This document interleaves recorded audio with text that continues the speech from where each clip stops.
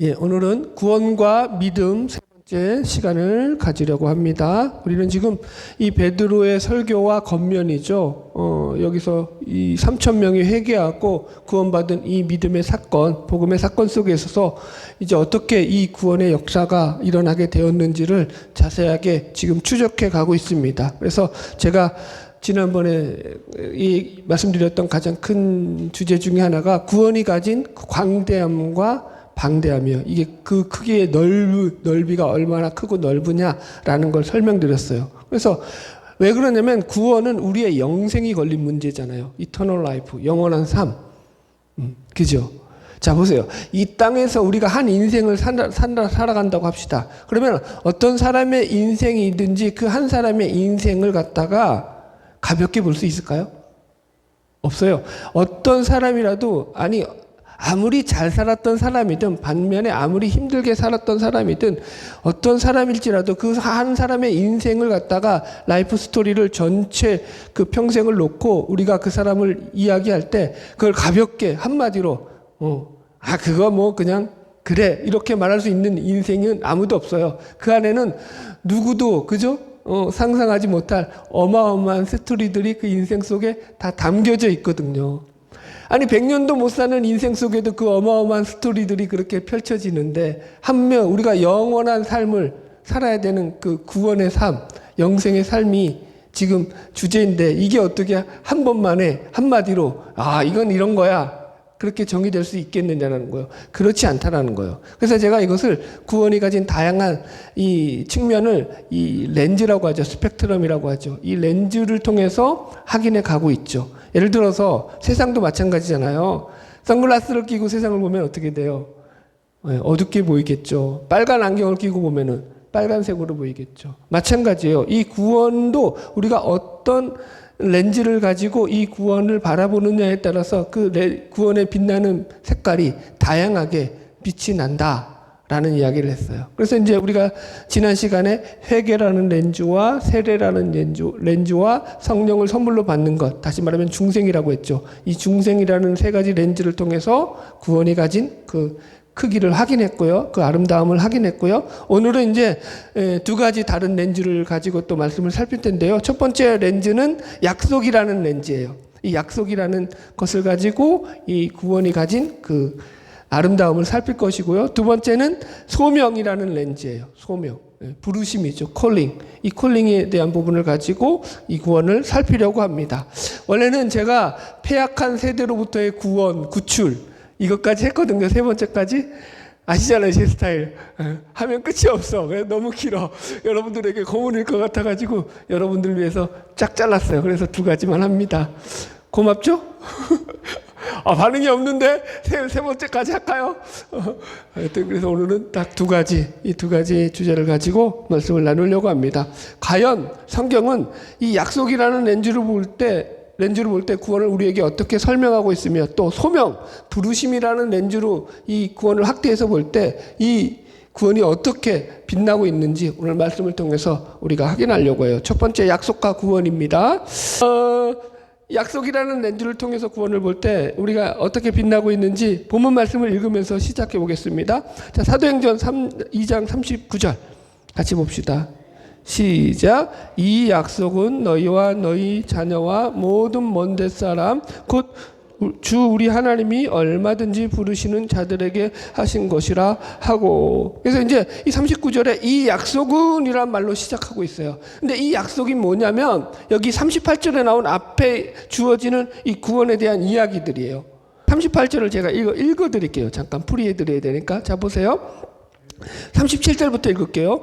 그들이 이 말을 듣고 마음에 찔려 베드로와 다른 사도들에게 물어 이르되 형제들아 우리가 어찌할꼬 하거늘 베드로가 이르되 너희가 회개하여 각각 예수 그리스도 이름으로 세례를 받고 제사함을 받으라 그리하면 성령의 선물을 받으리니 이거예요. 이 38절에 나오는 이 회개하고 예수 그리스도의 이름으로 세례를 받고 성령을 선물로 받는 이것이 뭐예요? 이 약속이라는 거예요. 이 세 가지의 약속이 그냥 주어진 게 아니라 부름받은 모든 자에게 하나님께서 하신 약속이다라고 그렇게 베드로가 설명을 하는 거예요. 그러니까 이 약속은요, 좀 우리가 이해해야 되냐면은 지금 신약 시대를 살아가는 사람들에게는요, 이게 신약에 이야기되는 것들이 약속이 아닌 거죠. 아직 신약은 시작도 안 했어요. 이 시대 이 신약 성경은 써지지도 않았어요. 그러니까 여기서 이 약속은 어디에 해당하겠어요? 구약, 그죠? 그리고 이 말씀을 듣는 대상들이 유대인이기 때문에 유대인들이 믿고 알고 있던 이 구약의 말씀, 이걸 가지고 지금 이야기를 하는 겁니다. 그래서 이 구약의 약속을 가지고 지금 성경이 정말 그렇게 약속하고 있느냐라는 것을 이제 우리가 살펴봐야 되는 거죠. 추적해야 되는 거죠. 세 가지죠. 첫 번째 회개, 두 번째 세례, 세 번째 중생, 성령을 선물로 받는 거. 요거죠. 첫 번째 회개와 구원의 약속입니다. 보세요. 구약에서 회개라는 말은 여호와께 돌아오라 이런 말씀으로 정리됩니다. 그래서 성경은 언제나 일관되게 여호와께 돌아오는 자를 하나님께서 외면치 않으시고 버리지 않으실 것이다 라는 이런 약속을 하죠. 구원의 약속이죠. 이사야서 55장 7절 말씀 봅시다. 같이 읽을까요? 시작. 악인은 그의 불의한 자 버리고 여호와께로 돌아오라. 그리하면 그가 긍휼히 여기시리라. 우리 하나님께로 돌아오라. 그가 너그럽게 용서하시리라. 그죠? 하나님께로 돌아오면 그가 악인일지라도 그 불의한 자일지라도 하나님이 그를 긍휼히 여기시고 그를 너그럽게 용서해 주신다. 이게 하나님의 약속의 말씀이에요. 이걸 신학적으로 렘넌트 사상이라고 해요. 남은 자 사상. 그래서 성경은 하나님께 돌아오는 자들을 가리켜서 남은 자다라고 일명 말해요. 그래서 이 남은 자를 하나님께서 구원하신다라는 거거든요. 역대하 30장 6절 같이 보겠습니다. 여호와께로 돌아오라. 그리하면 그가 너희 남은 자, 그죠? 여호와께로 돌아오는 자를 뭐라고 한다고요? 그가 너희 남은 자라고 표현한다고. 너희 남은 자 곧 아스루 왕의 손에서 벗어난 자에게로 돌아오시리라. 하나님께 그들 가운데서 그 남은 자들과 함께 하시겠다 이렇게 이야기하고 계시더라는 거죠. 자, 돌아오라고 선포한 대표적인 구약의 예언자 중에 한 명이 예레미야예요. 예레미야. 이 예레미야 선지자는 예레미야서를 보면은 이 돌아오라는 메시지를 6번이나 선포를 하고 있어요. 여호와께 돌아와라. 배역한 자식들아 돌아와라. 이스라엘아 돌아와라. 내게로 돌아와라. 그 악한 행실을 버리고 돌아와라. 오늘 너무 좋은데요, PPT가. 내가 뭐 설교할 것도 없이 정리가 짝짝 돼서 나오니까 감사하네요. 예. 그래서 여러분들 한 구절만 읽어드릴게요. 예레미야서 3장 22절이에요. 배역한 자식들아 돌아와라. 내가 너희의 배역함을 고치리라. 보소서 우리가 주께 왔사오니 주는 우리 하나님 여호와이심이니이다. 이렇게 얘기한다고요. 하나님께로 돌아올 때 하나님께서 그 하나님의 길에서 벗어난 그 백성들이 다시 하나님께로 돌아올 때 하나님은 그들을 고치시고 그 배역함 가운데 그들을 외면치 않으시고 그들에게 자비와 긍휼을 베푸신다. 회개하는 자를 하나님이 멸시치 않으신다. 그거 믿고 또 너무 까불면 안 돼요, 여러분들. 하나님 회개하면은 뭐든지 다 받아주신다니까. 그렇게 하면 안 돼. 그거는 하나님을 만홀히 여기는 거야. 그것도 오해하시면 안 돼요. 여튼 하나님께 돌아오는 자들을 하나님은 어떻게 하신다고요? 긍휼과 자비를 베푸신다. 이게 성경에 약속되어 있다. 두 번째, 세례와 구원의 약속입니다. 우리 38절에서도 나오듯이 너희가 각각 예수 그리스도의 이름으로 세례를 받고 구원을 받으라 이렇게 성경을 이야기하고 있단 말이에요. 그래서 이 세례라는 것을 갖다가 구약의 나오는 개념으로 좀 풀이하자면 해석하자면 곧 할례예요. 할례. 왜냐하면 세례라는 게 예수 그리스도를 나의 주인됨으로 인정하는 외적 증표, 외적 표시가 세례잖아요. 그죠? 똑같은 거예요. 구약에서 할례는 내가 하나님의 언약 백성이 되었음을 드러내는 외적 증표, 표시가 할례예요. 같은 그런 의미라고 이해하시면 됩니다. 그래서 우리는 구약에서 이 할례가 어떻게 구원과 연결되어서 약속되어 있는지를 확인하면 됩니다. 하나님께서는 아브라함에게 언약을 맺으시면서 그에게 이 하나님이 아브라함과 하나님의 백성으로서의 언약을 맺을 때 언약을 맺고 난 뒤에 요구하셨던 증표가 바로 이 할례거든요.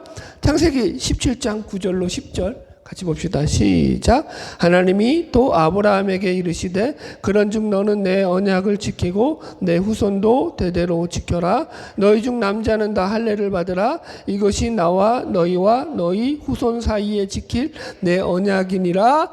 너희는 표피를 배워라. 이것이 나와 너희 사이에 언약의 표징이니라. 아멘. 저는 막 틀린 글자들을 막 제가 타이핑해서 찍거든요. 그래서 틀린 글자를 줬는데 다 고치셨네요. 감사하게.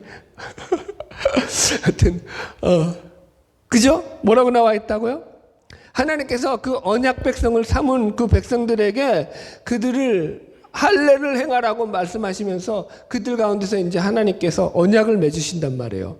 자, 보세요. 구약의 이야기를 한마디로 정리하자면 뭐예요? 구약은 하나님께서 언약 백성 삼은 그 백성, 이스라엘 백성을 향해서 일하시고 구원하시고 역사하신 내용을 기록한 것이 구약의 전체 이야기예요. 다른 거 없어요. 하나님이 관계 맺은 그 언약 백성을 위해서 하나님의 일하심을 기록한 책이 구약이라는 거예요. 그것이 핵심입니다. 그러니까 이렇게 묻는 분이 있죠. 아니 목사님, 그래서 이스라엘이 마지막 구약은 바벨론에게 멸망당하는 걸로 끝나지 않습니까? 하나님이 일하시는데 망하는 걸로 끝나는 거잖아요 라고 반문할 수 있어요. 그게 아니죠. 거기서 핵심은 뭐냐면 이스라엘이 왜 바벨론에게 멸망당했죠?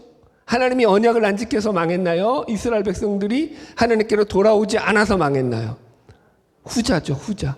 그들의 패역함, 그들의 제약됨, 그들이 멸망의 길로 가면서 하나님을 거절했기 때문에 그들에게 그런 재앙이 임한 거죠.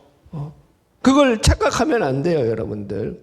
그래서 로마서에 보면은 바울이 이렇게 말을 해요. 로마서 2장 28절이에요. 무릇 표면적 유대인이 유대인이 아니고 표면적 육신의 할례가 아니니라. 오직 이면적 유대인이 유대인이며 할례는 내 마음에 할지니 영에 있고 율법 조항에 있지 아니한 것이라. 그러니까 이 말을 오늘 식으로 해석하자면은 겉으로만 내가 할례를 받았다고, 내가 겉으로만 세례를 받았다고 해서 내가 아무리 자랑을 하고 치장을 해봤자 소용이 있다 없다? 없다. 표면적 육신의 할례가 아니라 이면적 할례를 받아야 돼. 할례는 마음에 받는 거야. 네 마음에 예수를 그리스도로 믿고 세례 받아야 돼. 마음에 예수님을 주인으로 모시고 살아가는 게 중요한 거야. 이렇게 이야기하더라는 겁니다. 그렇다고요. 예. 자, 세 번째, 성령의 선물과 구원의 약속에 대해서 살펴보겠습니다. 이 성령의 선물을 구약식으로 말하자면 하나님의 영이 임한 자들에게 임한 구원의 약속들이죠. 그죠? 그래서 성령의 선물로 받는다는 것은 무슨 말이냐면은 하나님이 그들에게 영을 부어주시는 거예요. 하나님의 영을. 그래서 하나님의 역사가 나타난 거죠. 첫 번째가 요엘 선지자의 예언이에요. 이 말씀에 우리가 잘 알고 있듯이 베드로가 설교했던 그 내용 속에도 나오는 그 예언의 내용이 뭐냐면 하나님께서 말세에 하나님의 남종과 여종에게 뭘 부어준다? 하나님의 영을 부어주겠다라고 구약 성경에서 이미 약속하고 있다고요. 하나님의 영은요, 하나님의 말세에 하나님의 백성들에게 하나님께서 부어주시는 특별한 선물이라는 거예요. 같이 읽어봅시다. 사도행전 2장 16절로 18절 시작. 이는 곧 선지자 요엘을 통하여 말씀하신 것이니 일러스되 하나님이 말씀하시기를 말세에 내가 내 영을 모든 육체에 부어주이니 너희의 자녀들은 예언할 것이요 너희의 젊은이들은 환상을 보고 너희 늙은이들은 꿈을 꾸리라.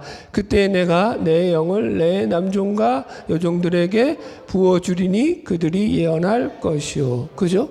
내가 내 영을 내 남종과 여종에게 부어주겠다. 모든 육체 가운데 부어주겠다. 이렇게 약속하고 있다라는 거예요. 이것 말고도 구약 성경을 보면은 하나님께서 하나님의 사람들에게 하나님의 영을 임하여서 그들 가운데 역사했던 내용들이 많아요. 예를 들어서 모세가 소명을 받을 때도 하나님의 영이신 그 존재가 함께하는 거죠. 보세요. 모세가 호렙산에서 하나님을 처음 만났을 때 성경은 여호와의 사자가 떨기나무 가운데로 먼저 나타나셨다 이렇게 나와요. 출애굽기 3장 2절. 여호와의 사자가 떨기나무 가운데로부터 나오는 그 불꽃 안에서 그에게 나타나시니라. 뭐가 나타났다고요? 여호와의 사자. 그러니까 성부 하나님으로부터 그죠? 보냄을 받은 자라는 존재예요. 재밌죠? 그러면 우리는 천사라고 생각할 수 있잖아요. 그런데 이 여호와의 사자와 모세가 그 뒤로부터 계속 출애굽기 3장에 보면 이야기를 해요. 그런데 대화를 하는데 계속 이 여호와의 사자를 가리켜서 그냥 모세와 대화하는 존재를 여호와라고 얘기해요. 하나님이라고 얘기해요. 그러니까 여호와의 사자라고 기록되어 있지만은 실제는 어떤 존재예요? 이 여호와의 사자가 하나님이라고요. 하나님인 존재라고요. 그러니까 우리는 이렇게 해석할 수 있죠. 이 여호와의 사자가 성부 하나님으로부터 보냄받은 성자 예수님이든 성령 하나님이든 둘 중에 하나일 거다. 하나님의 영과 함께 모세는요 소명 가운데서 대화를 하고 하나님으로부터 부름을 받았다. 이렇게 이야기하고 있더라는 거죠. 또 한 명 이제 성막 건축의 지명 일꾼으로 불렸던 부살렐이라는 존재예요. 이 부살렐도 하나님의 영이 충만하여 돼서 건축을 하게 됐는데 이렇게 나와요. 출애굽기 35장 30절. 모세가 이스라엘 자손에게 이르되 볼지어다 여호와께서 유다 지파 홀의 손자요 우리의 아들인 부살렐을 지명하여 부르시고 하나님의 영을 그에게 충만하게 하여 지혜와 총명과 지식으로 여러 가지 일을 하게 하시되 이렇게 나오죠. 뭘로 했다고요? 하나님의 영을 그에게 주셔서 그가 그것으로 충만하여서 하나님의 일을 감당하게 하더라. 그러면 성경에서 기본적으로 보통 모든 예언자들과 선지자들이 예언을 할 때는 그들이 하나님의 영으로 충만해져서 하나님의 말씀을 대언하는 것으로 나온다고요. 그래서 선지자는 하나님의 영이 임해서 하나님의 말씀을 대언하는 자가 선지자라고 그렇게 얘기를 해요. 재밌는 에피소드가 있잖아요. 사울 왕이 처음에 이스라엘의 왕으로 등극할 때 그때 이제 사울에게 너에게도 하나님의 영이 크게 임할 거야. 그래서 너가 예언을 할 거야. 이렇게 얘기하거든요. 그래서 그 말을 듣고 이제 이 사울이 길갈로 갔다가 거기서 선지자들을 만났는데 그 선지자들 가운데서 사울이 막 예언을 하는 거예요. 선지자들 앞에서. 지금 쉽게 말하면 뭐예요? 번데기 앞에서 주름을 잡았다 이 얘기예요. 그러니까 그것으로 말미암아서 어떤 속담이 생겨나냐면은 사울도 선지자 중에 있느냐, 이스라엘 속담 가운데 사울도 선지자 중에 있느냐 이런 속담이 생겨난다고요.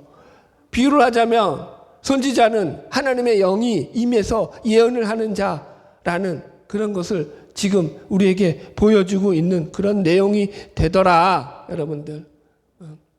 여튼 이렇게 성경은요 하나님의 영이 임한 자들을 통해서 하나님의 구원에 대한 약속을 하고 있다.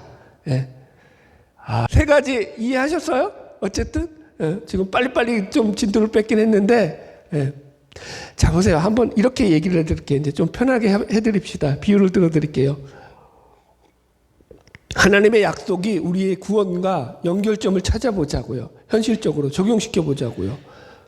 성경은 이렇게 많은 하나님의 약속들로 가득 차 있는데 그럼 내 삶에서도 그런 약속이 적용되느냐라는 거예요. 어떻죠? 안 되죠.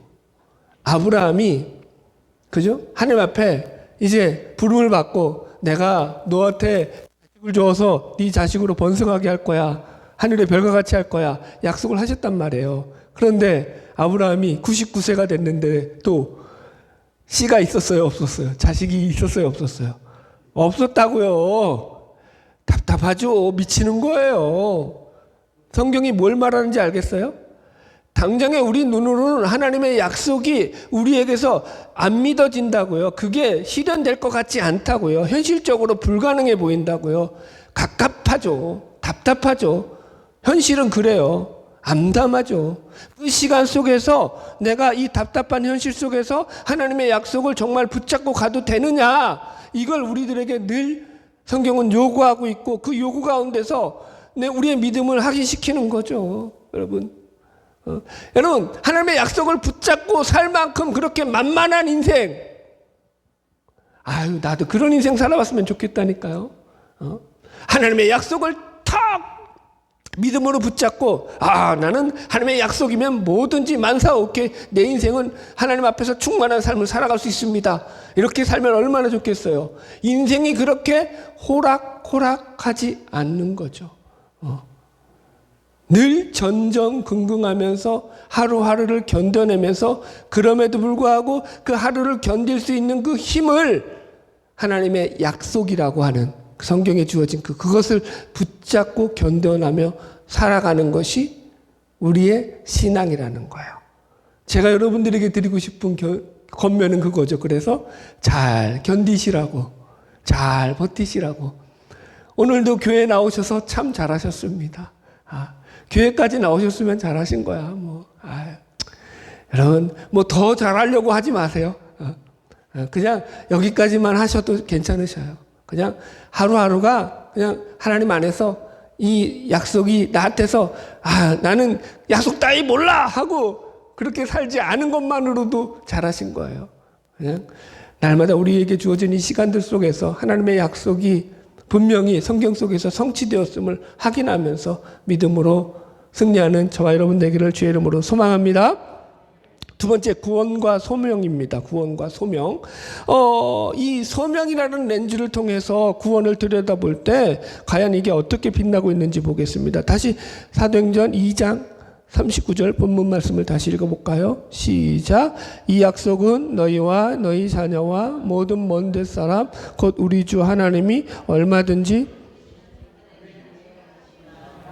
아멘. 여기서 그래서 이 말씀을 보면은 이 약속은 너희와 너희 자녀와 모든 먼 데 사람이라고 나와요. 그러니까 하나님이 얼마든지 부르시는 자들에게 하신 약속이다. 그러니까 한마디로 너희들은 하나님이 부르신 자다라고 베드로가 지금 이야기하는 거예요. 그러니까 부르심의 대상들은 구원을 받는 자겠죠.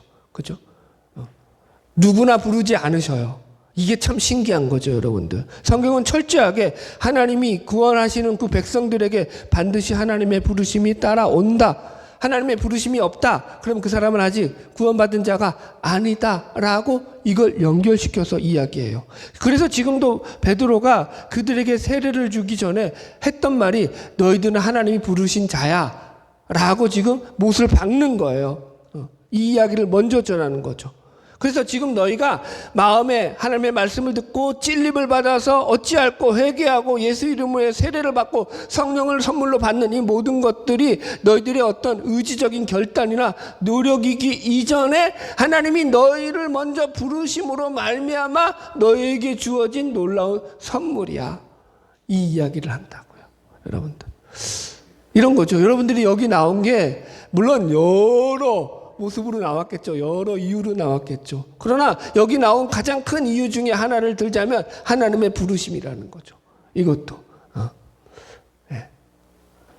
아멘하면 복 받을지어다. 이러면 또 아멘 크게 하죠. 나 그런데 잘 안 하죠. 자, 부르심에 대한 오해를 좀 생각해 봅시다. 말씀을 보시면 이 약속은 너희 자녀와 너희 모든 먼 데 사람, 그죠? 예, 곧 우리 하나님이 얼마든지 부르시는 자들이다라고 표현하고 있어요. 그러니까 이게 부르심이 유대인과 그의 자녀들에게만 주어진 약속이 아니라는 거예요. 너희와 너희 자녀만이 아니라 모든 먼 데 사람, 즉 그 대상이 어느 민족, 어느 특정 나라, 집단이나 단체로 제한되어 있지 않다라는 거예요. 유대인들이 가장 큰 오해 중에 하나가 자기들만 하나님의 택함 받은 선민이라고 하는 잘못된 선민의식이잖아요. 여러분, 그거 아니라니까요. 여러분들, 성경은 그렇게 말씀하고 있지 않아요. 구원받은 자들은 모두가 하나님으로부터 부름을 받아야 하지만 그렇다고 하나님께서 어느 특정한 단체, 특정한 집단 그것만 제한해서 그렇게 부르고 있다, 그렇게 안 한다니까요. 저기 신천지처럼 구원파처럼 자기들에게만 들어와야지만 14만 4천에 들어가고 구원받는다, 이런 거 없어요. 여러분들, 하나님께 부름받은 모든 자들은 다 하나님께서 구원을 허락해 주시는 걸 믿으시기 바랍니다. 두 번째, 이 부르심에 대한 오해. 목사나 특별한 사명을 받은 선지자 같은 그런 사람들에게만 부른다. 여러분, 그렇게 생각하시면 안 됩니다. 택함을 받은 모든 자들은 다 하나님으로부터 부름받은 거예요. 기본적으로 우리가 예수를 믿는다는 것 그 자체가 하나님이 부르지 않으면 믿을 수 있다, 없다? 없다. 우리가 하나님을 믿는 것 그 자체가 기본적으로 하나님의 부르심 때문에 믿는 거예요. 성경은 다 그 이야기예요. 아브라함이 하나님의 부르심 가운데 나왔다고요. 야곱도 마찬가지죠. 그죠? 모세도 마찬가지죠. 여호수아도 마찬가지고 다윗도 마찬가지고. 신약에 와서 12제자들도 마찬가지고. 여러분, 그런 거예요. 여러분들 다 하나님의 부르신 가운데 왔다고요. 어느 인간도 하나님이 부르시지 않았는데 하나님의 사람으로 내가 주의 일 하겠사오니 이런 존재가 없는 거예요. 그건 저와 여러분도 마찬가지예요. 특별한 게 아니라고요. 여러분들, 우리는 모두가 하나님의 부르신 가운데 이렇게 교회에 나와 예배드리고 있는 걸 믿으시기 바랍니다. 잠깐 부르심과 예정에 대한 오해를 잠깐 풀어드릴 텐데, 이건 이제 제가 감리교 목사인데도 불구하고 장로교의 이 예정론에 대한 오해를 가지고 있는 분들에 대해서 제가 장로교 편들어서 요걸 좀 풀어드리려고 해요. 그러니까 이게 복음이기 때문에 풀어드리는 거지 제가 장로교 편든다 이런 개념은 아닌데, 어쨌든 잘못 이해하는 부분이 있어서 뭐냐면, 하나님께서 부르신 자들만 구원한다라고 하니까 어떤 분들은 그럼 하나님께서 부르시고 하나님께서 구원을 다 예정해 놓으셨고 다 정해 놓으셨다면 그럼 하나님이 다 알아서 하실 일이 아니냐, 우리가 뭐 그럼 아무것도 안 해도 되겠네 라고 그렇게 오해를 할 수 있다라는 거예요. 그거 아니라는 거예요. 여러분, 하나님이 누가 부르셨는지 우리 편에서 알아요, 몰라요? 아무도 몰라요. 여러분, 내가 부름받은 자처럼 지금 이렇게 여러분들 앞에서 하나님의 말씀을 전하고 설교를 하고 있지만 언제 또 배교할 수 있을지 몰라요. 가능성이 있어요, 없어요? 누구야, 기분 나빠? 할 말이 없네요, 내가 또 우리 집사람한테는. 참. 예. 인간은요, 장담할 수 없어요. 나의 신앙을 내가 선줄로 생각한 즉 넘어질까 조심하라. 두렵고 떨림으로 너희 구원을 이루어라. 늘 여러분, 신앙은 살얼음을 걷는 거예요. 내 믿음 하나 지키기 위해서 늘 조심조심하게 이 잿된 길을 혐오하면서 믿음으로 살려고 발버둥 치는 거거든요. 그걸 신앙이라고 한다고요. 그래서 여러분들, 예를 들어서 우리가 교회 나와서 이렇게 예를 들어서 전도를 해서 누가 교회 나온다고 합시다. 새생명 축전잔치에 전도를 해서 교회 나온다고 합시다. 많은 사람들이 교회 나와서 어떤 사람은 하나님의 은혜로 계속 교회를 다니면서 믿음이 생겨날 수도 있는 거고요. 어떤 사람은 한 번 왔다가 선문말 받고 그냥 돌아갈 수도 있는 거고요. 다양한 측면이 있단 말이에요. 그런데 그 중에서 누가 하나님의 백성으로, 구원받은 백성으로 그죠? 정해질지는 우리가 아무도 모른단 말이에요. 그죠? 그렇기 때문에 우리는 늘 우리에게 주어진 환경 가운데서 열심히 복음을 전하고 말씀을 증거해야 되는 것입니다. 할렐루야. 예. 부르심을 입은 자들의 특징에 대해서 잠깐 설명드릴게요. 어떤 분들이 이렇게 물을 수 있습니다. 목사님, 내가 하나님으로부터 부름받은 자인지 아닌지 저는 잘 모르겠습니다. 제가 부름받은 자인지 어떻게 알 수 있습니까? 라고 물어볼 수 있습니다. 그러면 거기에 대해서 제가 이렇게 답변할 수 있습니다. 하나님의 부름받은 자들에게는요, 나타나는 강력한 특징이 있는데 그게 뭐냐면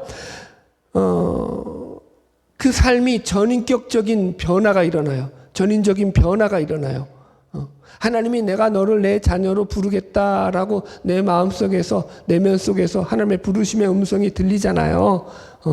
그게 막 귀로 생생하게 뭐 어느 목사님처럼 뭐 40대 중반에 50대 중반에 바리톤 목소리로 아주 중엄하게 울리더라. 이따는 또 막말할 뻔했네. 이상한 소리 하지 마시고요. 성령의 음성은 우리 속으로 하는 거, 마음에 들리는 거예요. 내 영혼의 울림이에요. 그래서 성령의 조명과 감동이라고 표현하잖아요. 이해하셨죠?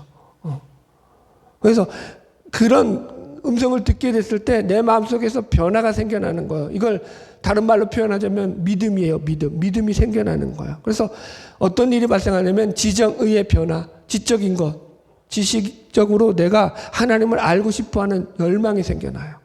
하나님에 대해서 궁금해져요. 우리가 사랑하는 사람이 있는데, 내가 사랑하는 사람이 생겼는데, 그 사랑하는 사람이 생겼다, 내가 그 사람을 사랑한다는 증거가 뭐죠? 그 사람에 대해서 더 알고 싶어지고 그 사람에게 잘해주고 싶어진다고요. 사랑하는데 내가 사랑하니까 저 인간은 내 노예로 만들어야겠다. 사랑이에요, 아니에요? 아니죠. 이해하시겠죠? 감성적으로 하나님을 좋아하고 죄를 혐오하게 돼요. 죄를 혐오한다는 거예요. 단순히 싫어하는 게 아니에요. 단순히 난 저런 죄를 안 짓고 살아야지 이렇게 단순하게 그냥 거부하는 게 아니에요. 죄에 대해서 혐오감이 생겨요. 아직 이게 그러니까 아직 이제 조금 극으로 치달아요. 이런 부분들이. 그걸 안 그러니까 믿음을 성향이라고 표현하잖아요. 경향성, 성향성, 회개는 방향성. 경향이 그렇게 되는 거예요. 보세요. 내가 누구를 좋아하는 것과 싫어하는 것은요, 성향이란 말이에요. 그죠? 사람을 좋아하게 되면 좋아하는 사람을 위해서 어떻게 해요? 그 사람에게 더 많은 힘을 쏟고 에너지를 쏟고 관심을 쏟고 선물을 주고 그 사람을 위해서 무언가를 한단 말이에요. 싫어하면 꼴도 보기 싫죠. 이해가시겠어요? 하나님을 믿기 전에, 부름받기 전에는 하나님에 대해서 관심이 없다고요. 애정이 없다고요. 그분과 관계 맺는 거에 대해서 싫다고요. 나는 몰라. 그런 거 관심도 없어. 근데 하나님이 부름받게 되면 내가 하나님과 관계 맺는 것에 대해서 즐거워한다고요. 좋아한다고요. 하나님의 일을 하는 게 싫지 않다고요. 그렇다고요. 여기까지만 할게요. 대충 이해하셨죠? 뭔 말인지. 그래서 의지적으로 내가 하나님을 신뢰하는 게 생겨요. 전인적 변화, 의지적인 것. 그러니까 하나님을 신뢰해요. 하나님의 말씀을 신뢰해요. 그리고 하나님 앞에서 그런 결단을 내리고 내가 그 말씀을 따라 살아야지 이런 생각들이 우리 안에 들어와요. 그런데 이게 내면적인 변화잖아요. 그래서 겉으로 잘 안 드러나요. 예를 들어서 우리가 변화도 여러 가지 방식이 있어요. 그러니까 한국 교회는 전부 다 너무 극단적인 변화를 얘기해요. 그러니까 목사님들이나 부흥사들 간증 들어보면은 갑자기 예수 만나가지고 획 뒤집어져가지고, 그죠? 완전히 새 사람이 돼가지고 깡패가 예수 만나서 확 뒤집어져가지고, 뭐 그랬다. 그러면서 뭐 회개하는데 자기 어릴 적 제가 파노라마처럼 쫙 다 지나가더라. 물론 그럴 수 있어요. 그리고 그렇게 간증을 너무 해야 되기 때문에 그게 구원이라고 생각해요. 그러지 않아요. 두 번째 방식은 뭐냐면 하나님이 서서히 천천히 하나님의 말씀으로 물들이는 거예요. 그 사람을. 저는 후자에 속해요. 하루아침에 변화된 게 아니에요. 서서히 하나님이 하루하루 하나님의 말씀으로 저를 물들여 갔어요. 제 색깔이 변한 거죠. 그래서 하나님 앞에 점점점 그분이 신뢰가 되고 의지가 되고 말씀이 믿어지고 하면서 내 삶이 새롭게 하나님의 사람으로 거듭나는 그런 시간들을 경험하게 되더라는 거예요. 그러니까 자꾸 보세요. 구원파도 왜 자꾸 너 구원받은 날짜 언제야? 구원의 확신. 여러분 그게 얼마나 우스운 짓이에요. 구원의 확신을 왜 따지죠? 나는 구원받았어. 그거 자랑하려고. 인간 자기중심성이 만들어내는 죄성의 모습이라고요. 구원은요. 하나님 앞에 설 때까지 우리가 확정 지을 수 있어요? 없어요? 없다고요. 그래 몇 날 며칠이야. 그래 하나님 앞에서 불을 받아서 뜨거운 성령의 역사로 너 구원받았다 치자. 네 말대로 하나님 앞에 섰어. 구원파들이 하나님 앞에 섰어. 하나님이 넌 아닌데? 어떡할 거예요? 근데 성경 말씀으로 보면 그런 인간들은 아닌 데가 더 많다고요. 실제는 어떻게 산다고요? 아까 얘기했잖아요. 약속이 내 삶 속에서 이루어지지 않는다고요. 그래서 전전긍긍하며 산다고요. 하루를 이겨나는 삶을 최선을 다해서 산다고요. 여러분들에게 늘 설명하잖아요. 제 모토 중에 하나가 하루만 살자. 하루도 살기 힘들어 죽겠는데 뭐 내일까지 살라고 그렇게 발버둥해. 그날만 열심히 사세요. 그날만 최선을 다해 사세요. 오늘 아침도요. 제가 일어났어요. 아침에 딱 눈을 뜨고 일어났어요. 제 기분이 좋았을까요? 나빴을까요?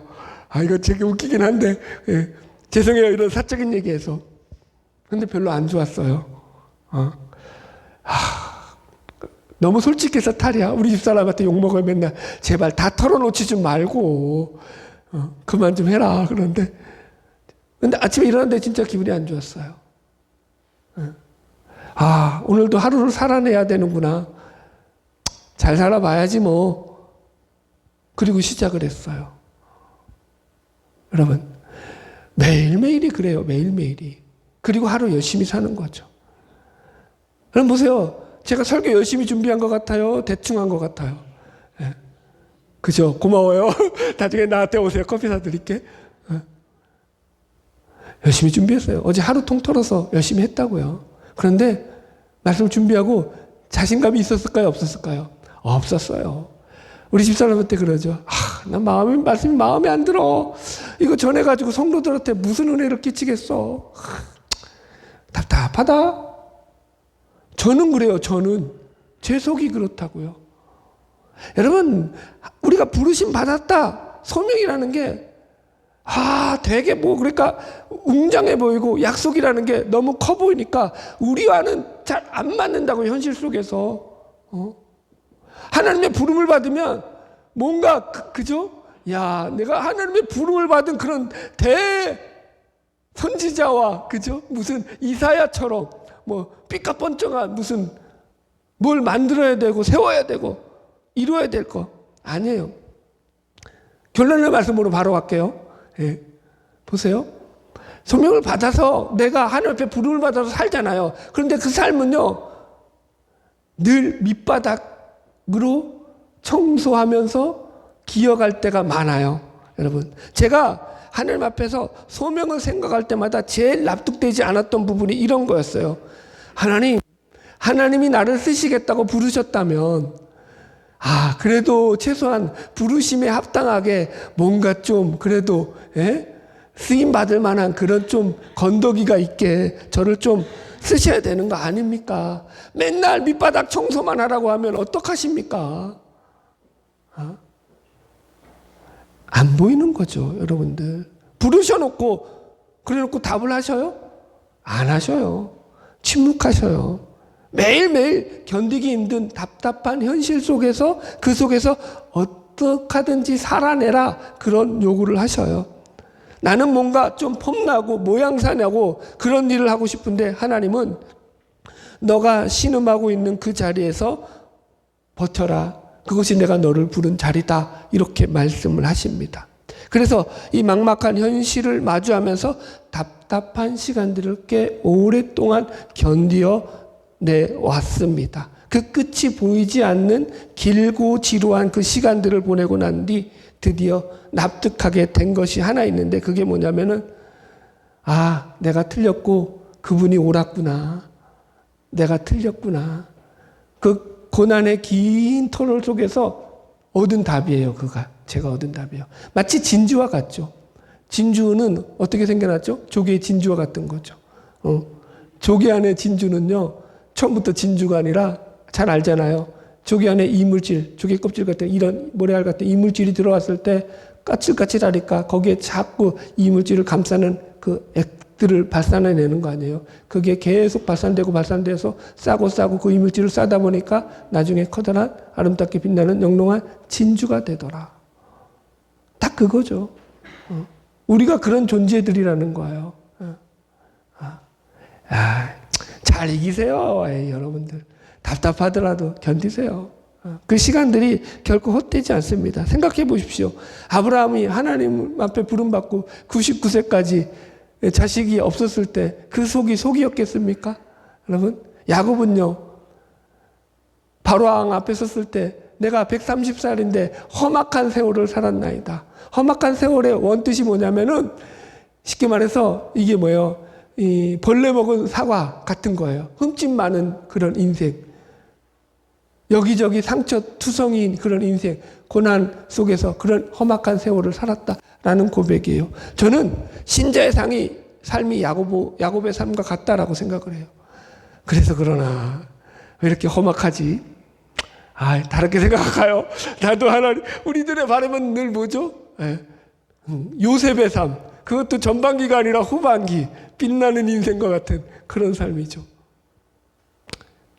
여러분, 주어진 삶의 고난의 무게가 여전히 만만치 않은 줄 압니다. 힘든 줄 압니다. 그러나 오늘 우리가 하나님의 약속과 소명 속에서 확인한 건 뭐죠? 그런 속에서도 하나님은 우리를 부르시고 하나님이 우리에게 행하신 그 구원을 완성시켜 가신다라는 거죠. 그래서 그 부르신 가운데 우리가 순종함으로 믿음으로 하루하루를 견디어 나가면서 승리하는 삶을 살게 되는 거예요. 그래서 성경은 이기라고 얘기하는 거죠. 그래서 이기라는 거예요. 싸움이라는 거죠. 힘들죠. 네. 다시 한번 위로드립니다. 잘 오셨고요. 또 믿음으로 잘 견디시고요. 승리하시면서 한 주간 또 믿음 가운데서 하나님 앞에 영광 돌리는 저와 여러분 되기를 주의 이름으로 축복합니다.